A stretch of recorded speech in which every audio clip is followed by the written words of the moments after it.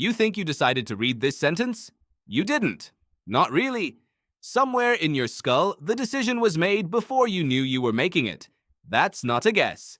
It's a measurable fact, and a famous experiment proves it. In 1971, a young psychologist named Philip Zimbardo turned the basement of Stanford University into a fake prison.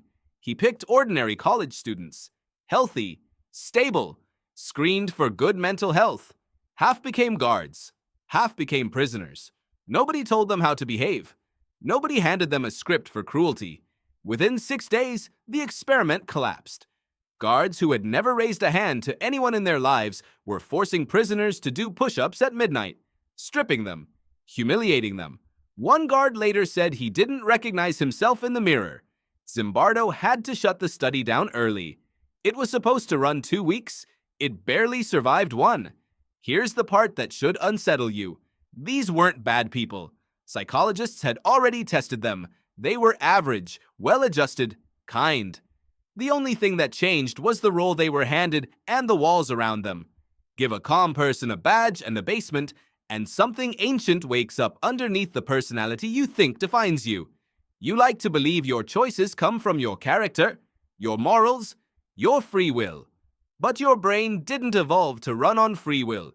It evolved to keep you alive in small, brutal groups where status and survival depended on instantly knowing your role. Are you the hunter or the hunted? The leader or the follower? That question got answered by your environment for hundreds of thousands of years, long before logic ever got a vote.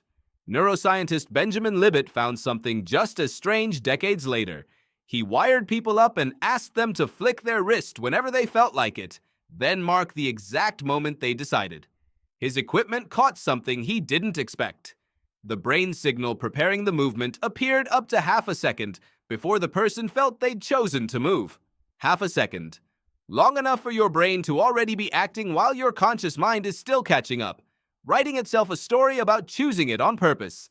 And Stanley Milgram, just a decade before Zimbardo, found the same pattern from a different angle. Ordinary people told by a man in a lab coat to deliver what they believed were painful electric shocks to a stranger kept pressing the button. Not because they were cruel, because authority and context rewired what felt acceptable in real time. So what does this mean for you? Scrolling through a screen, certain you're the one steering. It means the room you're standing in right now is shaping you more than you'd like to admit. The uniform you wear to work, the group chat that decides what's funny, the comment section that decides what's brave. None of it announces itself as control.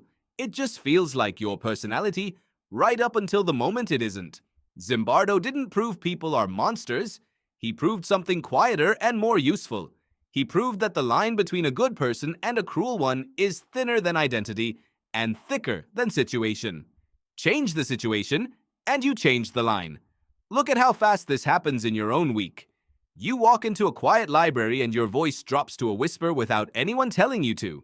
You walk into a stadium and you're suddenly screaming with strangers you'd never speak to on the street. Same brain, same values. Completely different person, summoned by the room. Modern life is full of basements disguised as something else. An anonymous account can turn a polite person cruel within minutes, the same way a guard's uniform did in 1971. A group chat can make cutting someone down feel like comedy instead of cruelty because everyone around you is laughing first. None of it feels like pressure from outside. It feels like your own personality, choosing freely. That's the part Zimbardo's basement and Libet's wrist experiment both expose. The feeling of free choice arrives late, dressed up as the cause, when it was really the explanation written after the fact. There's a reason this matters more now than it did in 1971. Back then, the basement was a physical room you could walk out of. Today, you carry dozens of basements in your pocket. Different apps put you in different roles within seconds. Confident on one platform, anxious on another. Generous in person, sharper online. You're not multiple people, you're one brain, extremely responsive to whatever role the current room is handing you. So next time you feel certain about a choice, pause half a second. That's roughly how long your brain already had it decided, per Libet's data, before the feeling of choosing reached you. The real question was never whether you're in control. It's whether you know which room is deciding for you and whether you'd recognize yourself in the mirror after.